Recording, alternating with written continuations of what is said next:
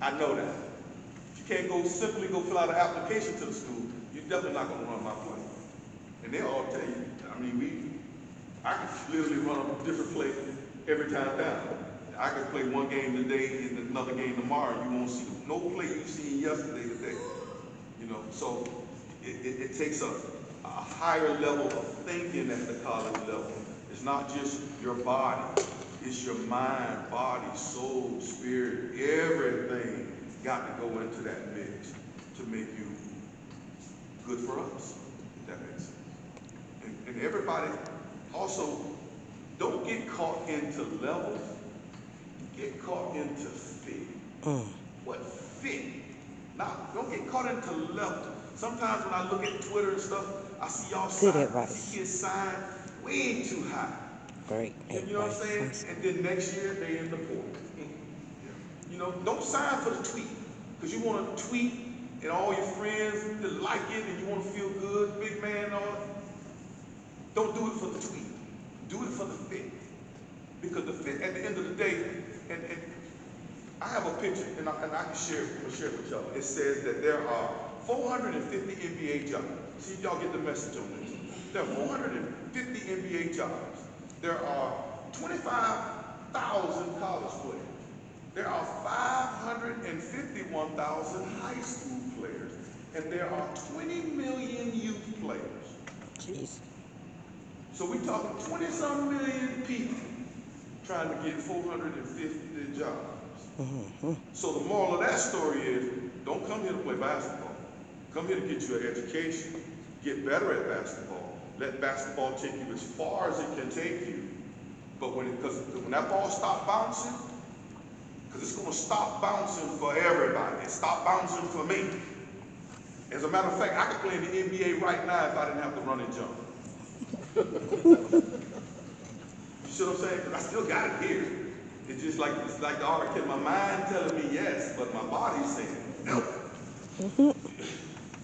You know, so with that being said, it's very important that you adhere to that, pay attention to that. Did we answer your question, sir? You did. You thoroughly answered. And I like your question of trying to develop a relationship is important because sometimes somebody left out of the recruitment when you get it, especially at the sign. I've seen this happen. They get kind of offended or he didn't talk to me. You weren't supposed to talk to me. I'm trying to talk to one thing. Seriously. Like, even as college coaches, in 2000, y'all know Kwame Brown? I had Kwame Brown, a personal relationship with him and his owner. And my boss knew that because I coached his older brother. He thought we was getting Kwame Brown. Coach, he didn't come here. So, long story short, he commits to Florida, verbally commits to Florida. My boss called me and cussed me out like I had stole his dog. How did you let Billy Donovan get this kid? You with him every day. Coach, he ain't going to Florida. And this Hugh Durham he's in the Hall of Fame, right? Yeah. I really thought I was going to get fired. So I'm going to tell my wife, I'm at a job tomorrow. You mad because Kwame went to Florida. Kwame's not going to Florida because I have a personal relationship with his uncle, a personal relationship with his brother, and Kwame. I knew Kwame was going to the league because the agent came in and said, we're going to get Kwame $10 million. At 17, he's going to get $10 million. I ain't going to college now. I go later on. But they were very poor.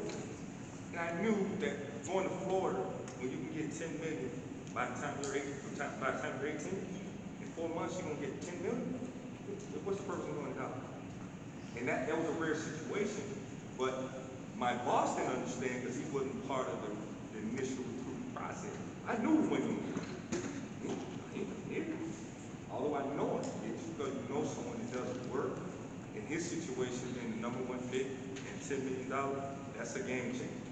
And a lot of times, that shows you the dynamics of the recruiting aspect and what you're talking about, because you may go in and try to get the high school coach involved and get them linked up with the college coach or the AAU coach.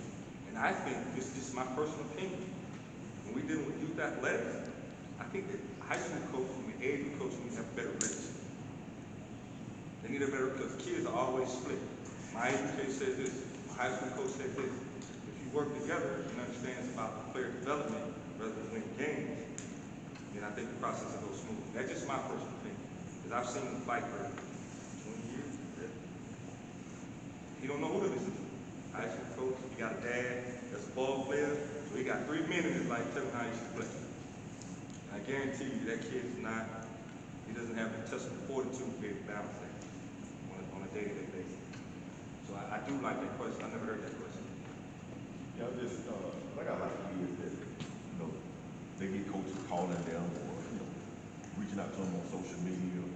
But I just feel like if there was a relationship established between that recruiter and the parent or whoever the decision maker is going to be, I think that the recruitment process would go a lot smoother because, you know, once you talk to the person that's helping make the decision, now we can, you know, get the ball rolling and see if the kid, you know, get the kid on campus, you know, see if the kid is academically, you know, approved for the school, you know, and I think it, you know, make the whole process easier. But I get kids every day call me and say, talk to this coach, talk to that coach, and set up a meeting here with your dad or, you know, whoever's gonna help you out. The answer's always no. I'm like, well, that's important, you know what I mean? Call the coach back, tell him, hey, I'm interested, you know, thanks for reaching out to me and showing interest. I'm interested in you.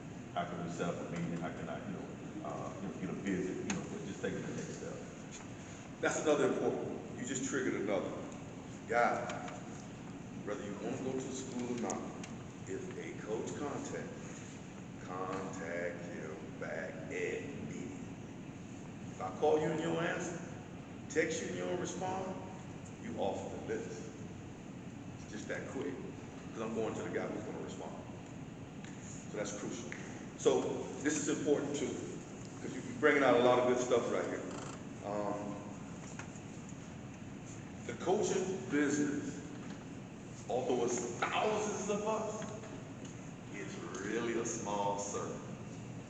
It doesn't matter whether Division I, Division II, Division III, post-grad, NAIA, Division III, all of them know each other, all of them like each other for the most part. We work and compete against each other, but we also work together on a lot of things. We help each other.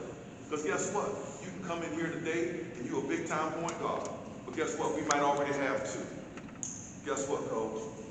There's a really good guard over so and so and so. You see how it works? So I'm saying that to say this. Talking to a lot of coaches in the last couple of years, parents, you have lost more scholarships for kids than the kids have. Because we're not recruiting you, we're recruiting him. And parents can lose a kid's scholarship, acting a fool at the game, going off on coaches, want to do this to coaches. And when we come to the AAU in the high school game and we see that, a lot of coaches gonna say, man, I love that kid. But boy, I sure don't like his mom. So I sure don't like his dad. And that's fact. That's real. I've talked to a lot of coaches in the last couple of years, and a lot of coaches refrain from signing a kid because of the behavior of the parents. It's very important, y'all. Very important, so don't hurt